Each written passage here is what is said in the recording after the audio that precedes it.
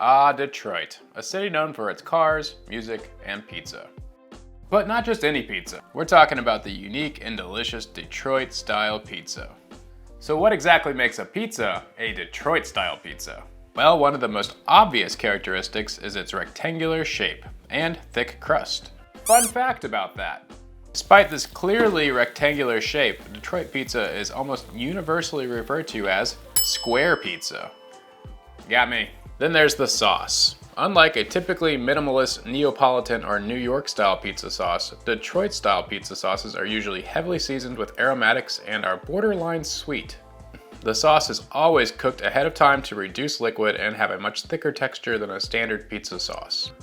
Detroit style pizza is also referred to as a red top, which is a reference to its uncommon construction, with toppings like cheese and pepperoni going on first and then sauce on top. It's like a pizza and focaccia had a baby, and that baby is delicious.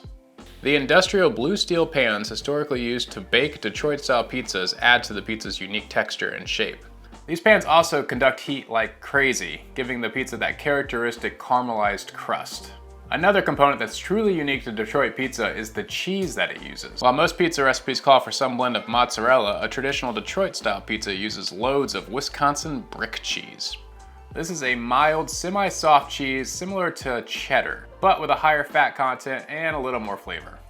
The cheese is usually cut into cubes for topping. These larger cheese pieces take longer to melt in the oven, which helps it stay ooey gooey, but not burn during the higher cook time of these pizzas, which is usually about 15 minutes. Finally, the dough is made using high protein bread flour and has a high hydration, usually around 70%.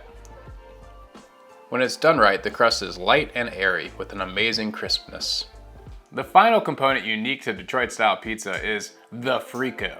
Yes, that is the official term for the crispy caramelized cheese that runs along the edges of a Detroit-style pizza. If you want to know more about how to make one of these culinary unicorns in your own home kitchen, I have a video for that. I'll put a link to it in the description below.